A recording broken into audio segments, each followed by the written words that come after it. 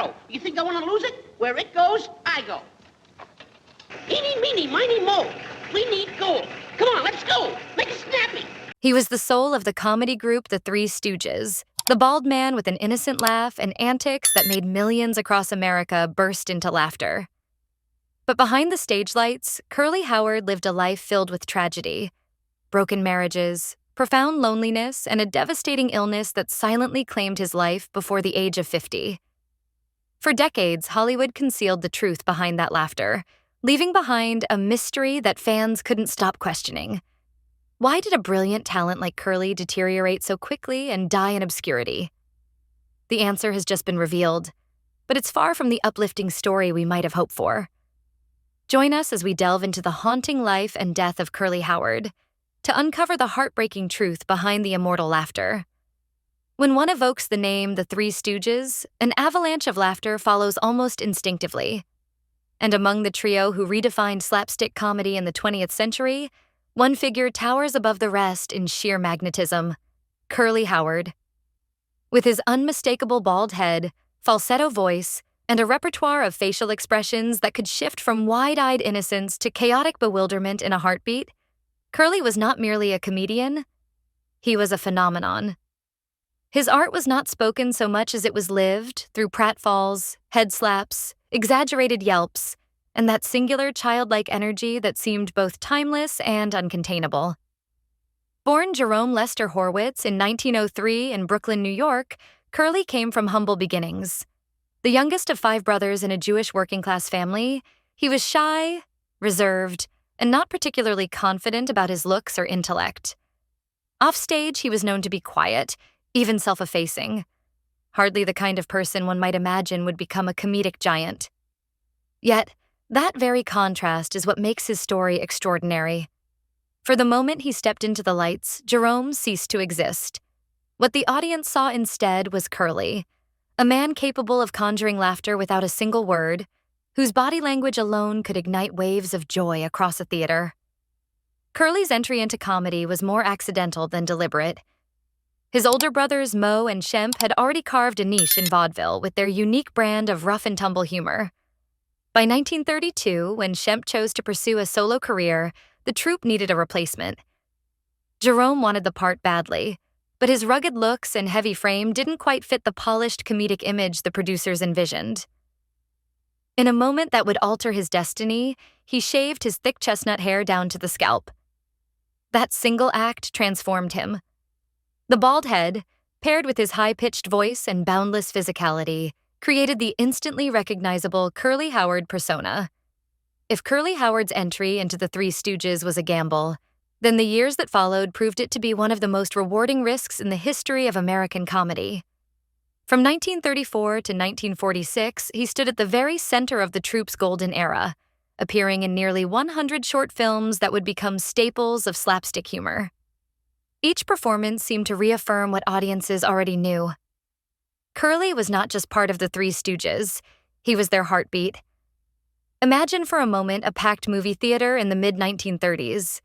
The country was still grappling with the aftermath of the Great Depression. Families sat in rows of worn velvet seats, their pockets light but their hopes hungry for distraction. The reel flickered to life, and suddenly Curly appeared on screen. With a wide-eyed grin, a clumsy shuffle of his feet, and that famous "nyuk nyuk nyuk," the entire theater erupted in laughter. For a brief moment, worries of unemployment, rationing, or uncertain tomorrows were forgotten. Curly wasn't simply entertaining people. He was giving them relief, an antidote to hardship, a reason to breathe. Curly's comedic arsenal was deceptively simple yet brilliantly effective. His falsetto "woo woo woo," often delivered while flailing his arms in mock terror, became instantly recognizable. Children imitated it on playgrounds. Adults chuckled to themselves as they tried to mimic it at work. But it wasn't just catchphrases that defined him. Curly's true gift was physicality, the way his body seemed to bend, bounce, and twist beyond human limits. He could transform a fall down the stairs into an elaborate ballet of chaos, or turn a mundane kitchen scene into a spectacle of pies, pots, and pratfalls. His comedy was universal. One didn't need to understand English to laugh at Curly. His humor spoke in the language of pure physical delight. Hollywood insiders often whispered that Curly rarely rehearsed in the conventional sense. Instead, he relied on instinct, improvising quirks and noises that sometimes left even his fellow stooges struggling to keep a straight face. Moe, the stern leader of the trio, would often break character to suppress a grin when Curly unveiled a new gag on set. Larry Fine once recalled that Curly's unpredictability kept the routines alive. You never knew what Jerome was going to do next, but you knew it was going to make the audience howl. This spontaneity became a trademark, distinguishing the Three Stooges from countless other vaudeville acts trying to transition into film. What truly cemented Curly's legacy, however, was the humanity hidden beneath his antics. While Moe played the bossy aggressor and Larry served as the bewildered bystander, Curly embodied innocence. He was the childlike soul caught in a chaotic adult world, forever confused yet endlessly optimistic. That dynamic resonated deeply with viewers, who saw in Curly not just a clown, but a reflection of themselves, flawed, vulnerable, yet capable of finding joy in the simplest absurdities. Had you visited a Hollywood studio lot in the late 1930s, you might have caught a glimpse of Curly between takes. Reports suggest he was surprisingly quiet off camera, often retreating to a corner with a book or a sketch pad. He had a fondness for dogs, sometimes adopting strays and bringing them to the set.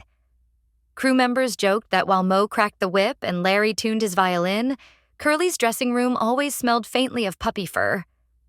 This tenderness contrasted so sharply with his on-screen chaos that those who knew him privately often wondered how such a gentle man could summon such wild energy under the studio lights. By the early 1940s, the Three Stooges had become a cultural juggernaut.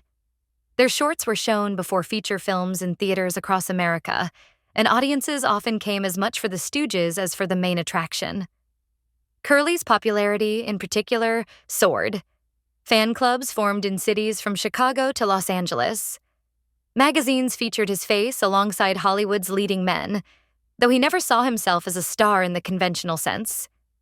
He was, as one journalist put it at the time, a clown for the people, not the aristocrats. And yet, behind the laughter, cracks began to show. The grueling pace of filming, sometimes up to 8 shorts a year, took a toll on Curly's health. His weight fluctuated, his stamina waned, but on screen he remained as lively as ever. Few in the audience could have guessed the strain beneath the surface. Hypothetically, if Curly had slowed down, taken fewer projects, perhaps his health might have held longer. But Hollywood was relentless, and audiences clamored for more. The studio system, ever hungry for profits, rarely allowed its stars the luxury of rest. Still, those golden years remain unmatched in comedic history. Films like Punch Drunks, 1934, A Plumbing We Will Go, 1940, and An Ache in Every Steak, 1941, became classics largely because of Curly's improvisational brilliance. Consider the legendary scene in A Plumbing We Will Go, where pipes explode in every direction as Curly flails helplessly with wrenches and buckets. Without a word of dialogue, he conveyed panic, frustration, and absurd determination, all while making audiences roar with laughter. Critics might have dismissed slapstick as lowbrow, but Curly's performance in moments like that was pure artistry, an unspoken ballet of chaos and timing. If Curly Howard conquered Hollywood with laughter, his private life was far less triumphant. Off-screen, the man who made millions smile carried an aching void, a longing for stability, for a love that might ground him when the cameras stopped rolling. But instead of serenity, his personal life became a carousel of fleeting romances, impulsive decisions, and heartbreak that mirrored the chaos of his comedic routines. Curly married young, at just 25, to Julia Rosenthal, but the union barely survived a few months. Friends whispered that his boundless energy, so endearing on stage, translated into restlessness in marriage. He was impulsive, prone to grand gestures that rarely lasted beyond their initial spark. One could imagine him surprising Julia with flowers one day, only to spend the next squandering his paycheck on nights of revelry with vaudeville friends. The marriage collapsed under the weight of incompatibility. Undeterred, Curly plunged headfirst into new relationships. By the late 1930s, he had become a star, and fame only intensified his pursuit of companionship. Women were drawn to his charm, his boyish vulnerability, and his status as the most beloved stooge. But Curly's impulsive nature often sabotaged these connections. He might propose after only weeks of courtship, only to grow disillusioned just as quickly. He was a man who loved the idea of love, one studio insider allegedly remarked, but never quite understood the patience it required. His second marriage, to Elaine Ackerman in 1937, lasted slightly longer but was equally turbulent. The couple welcomed a daughter, Marilyn, in 1938, a moment that should have anchored Curly. Instead, the pressures of his career and his inability to settle into domestic life fractured the relationship. By 1940, the marriage had unraveled. Some who knew him speculated that beneath Curly's comedic genius lay a deep insecurity, a constant need for reassurance that no partner could fully provide. Throughout the 1940s, his romantic entanglements became the stuff of backstage gossip. Some accounts suggest he fell hard for showgirls and dancers he met while touring. Others claim he sought solace in whirlwind marriages, including 2 additional unions that ended almost as quickly as they began. In a hypothetical scene, one might picture Curly whisking a girlfriend off to Las Vegas for a sudden wedding, only to return weeks later with regret in his eyes and a lawyer on the phone. His pursuit of happiness was sincere, but it often seemed more like chasing shadows than building foundations. Fame, too, played its cruel part. Curly's childlike persona made him appear approachable, but it also left him vulnerable to exploitation. Acquaintances recall women who admired his celebrity more than his soul, leaving him disillusioned. To drown his disappointments, Curly leaned into excess, drinking heavily, spending lavishly, and surrounding himself with fleeting company. The same generosity that made him lovable on screen became recklessness off-screen. He was known to tip extravagantly, buy rounds for entire bars, or gamble away sums that should have been saved for the future. In moments of clarity, he confided to friends that he longed for a normal life, a quiet home, a faithful wife, a chance to simply be Jerome Horwitz instead of Curly Howard. It was not until 1947, after years of turmoil, that he found a semblance of the love he had always searched for. Valerie Newman entered his life like a balm to his weary spirit. Unlike the whirlwind romances before her, Valerie offered patience and care. She seemed to understand that beneath the boisterous comedian was a man desperately in need of tenderness. By the time they married, Curly's health was already in serious decline, weakened by years of excess and the grueling demands of his career. Yet Valerie stood by him, offering comfort when the spotlight faded and the audiences had long gone home. But ironically, by the mid-1940s, the golden mask of Curly Howard's laughter was beginning to crack. The comedian who had once bounded across sets with limitless energy now found himself gasping for breath after the simplest pratfall. His weight ballooned, his blood pressure surged, and years of relentless filming schedules stripped away whatever resilience his body once had. What audiences never saw behind the camera was a man who, after wrapping a scene, often retreated to his dressing room, slumped in a chair, and whispered that he was too tired to be funny anymore. The Hollywood system offered little mercy.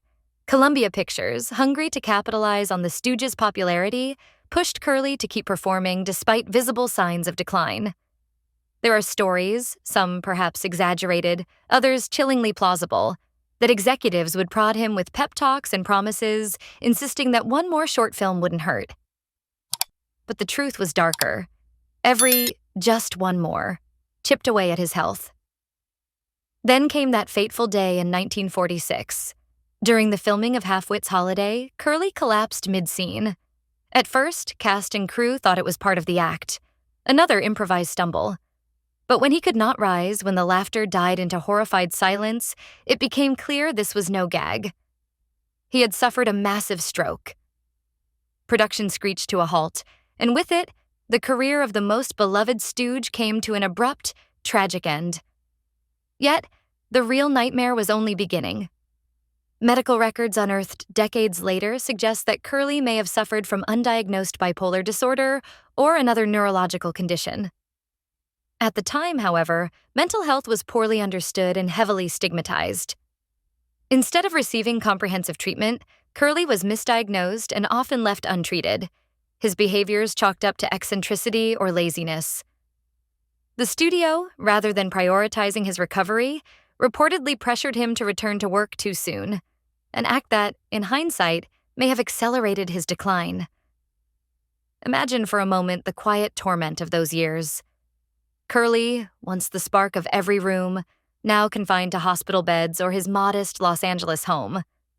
He would attempt to sketch or doodle, small remnants of his creative spark, only to find his hands trembling uncontrollably.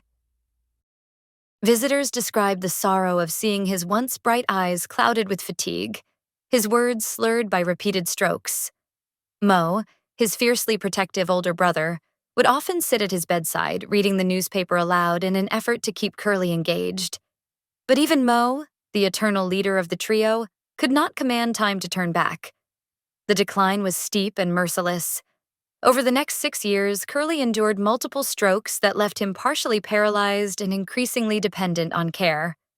Valerie Newman, his final wife, stayed by his side through the anguish, offering comfort when little else could be done. She shielded him from some of the cruelties of public gossip, insisting that behind the frailty, Curly was still the man who once lit up the world. But even she admitted in rare interviews that those years were a slow goodbye, each day taking another piece of the man she loved. There are haunting what-ifs that linger around Curly's story. What if Columbia had given him time off after his first signs of decline? What if doctors of the 1940s had understood mental health with the knowledge we have today? Could Curly have lived another decade, perhaps even returned to the screen in some capacity? Or was his destiny always to burn brightly and fade too soon, like so many other entertainers of his era? On January 18, 1952, Jerome Curly Howard passed away at the tragically young age of 48. His death was quiet, almost eerily so for a man who had once commanded such thunderous laughter. There were no grand headlines, no Hollywood parades, just a few somber obituaries and the grief of those who had known him best. To the industry, he was another fallen star. To his fans, he was a memory. The jolly bald stooge whose antics lived on in celluloid reels. The harsh reality was that Curly's end did not match the grandeur of his legacy. He died in obscurity, in pain, and without the recognition he deserved for his cultural impact. Only in the years that followed did historians and fans begin piecing together the true scope of his influence. Today, film scholars note that Curly helped pioneer a form of physical comedy that influenced generations of performers, from Robin Williams to Jim Carrey. And yet, the tragedy lingers.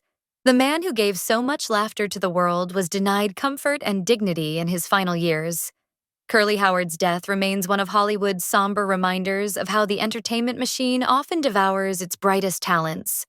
Behind the nuke and pie fights was a man battling demons he could not name, exploited by a system that valued profit over people. His story forces us to confront an uncomfortable truth. Sometimes the cost of laughter is paid by those who make us laugh the most. Even now, more than 70 years later, the image of Curly collapsing on set casts a long shadow. For every giggle his films still provoke, there is the echo of a man who never got to enjoy the love and stability he craved. In life, he was a clown to millions. In death, he became a cautionary tale about the hidden toll of fame. Curly Howard did not receive the ending he deserved. But perhaps the greatest justice lies in remembering him, not as the broken figure in a hospital bed, but as the whirlwind of joy who could make a theater forget its troubles in the darkest of times. That, in the end, may be his truest immortality. When the curtain finally fell on Curly Howard's life, the world lost more than just a comedian. It lost a force of nature. A man who, with nothing more than a bald head, a falsetto giggle, and a boundless supply of physical absurdity, managed to lift the spirits of millions. Yet, as history has shown us time and again, even the brightest stars can fade into shadows when their humanity is ignored. Curly's tragedy was not simply that he died young, but that he died largely unprotected, neglected by the very system that had wrung every last drop of laughter from his body. And so, the question lingers. What do we owe to those who give us joy? Imagine, if you will, an alternate ending. Picture Curly in the early 1950s, still alive but retired, perhaps living in a modest home with Valerie Newman. His health is fragile, yes, but instead of hospitals and heartbreak, he spends afternoons in a garden, drawing sketches of dogs while children from the neighborhood peek through the fence, eager to hear him say, "Woo, woo, woo," one more time. Hollywood, instead of discarding him, honors him with a Lifetime Achievement Award. The applause rings out not in a theater filled with strangers, but in a hall filled with friends, family, and fans who understood that his genius was not infinite. It was fleeting, and therefore precious. But of course, reality rarely gives us such happy endings. Instead, Curly's decline was a painful reminder of how quickly a performer can be consumed by fame, then forgotten once the applause dies. His story compels us to look more closely at the entertainment industry, then and now, and ask whether we've truly learned to protect those who dedicate their lives to making us laugh, cry, and feel. Curly's films remain timeless. Watch a Plumbing, We Will Go, or Punch Drunks today, and the laughter erupts just as it did nearly a century ago. Children who never knew his name still mimic his sounds. Comedians who never met him still credit him as an influence. That is the paradox of Curly Howard. The man may have been forgotten in his final years, but the laughter he created has never faded. His body gave out, but his spirit is immortal, etched into every pratfall and every ridiculous "nyuk nyuk nyuk." This is where his legacy becomes ours. To remember Curly is to honor not only his genius, but also his humanity. Behind every joke was a man who longed for love, stability, and dignity. Behind every burst of laughter was someone quietly fighting battles that the world could not see. And behind every reel of slapstick chaos was an artist who turned vulnerability into art, even if it cost him everything. That is why his story matters now, perhaps more than ever. In an era where celebrity culture is still relentless, where viral fame burns hot and fast, Curly's life is a cautionary tale. It reminds us that the people who make us laugh are not immune to sadness, that behind the characters we adore are human beings who need rest, care, and compassion, and that sometimes the best way to honor their work is not just to laugh at their art, but to advocate for their well-being. So, as we close this chapter on Curly Howard, let us not remember him solely as the clown who took endless pies to the face. Let us remember him as Jerome Lester Horwitz, a man of contradictions, a man of innocence and excess, a man who searched endlessly for love, and a man who, despite everything, left the world with a gift no tragedy could erase: laughter. And now, we turn to you, the audience, the inheritors of his legacy. What do you feel when you hear Curly's story? Do you laugh at the absurdity, or do you ache at the injustice? Or perhaps, like so many, you feel both, joy and sorrow intertwined, just as they were in his life. If Curly Howard's journey touched you, if you felt even a flicker of sadness at the way he was forgotten, we invite you to share your thoughts. Leave a comment below, not just as a reaction, but as a tribute. A way of saying that his story still matters, that his laughter still echoes, and that his pain will not be erased.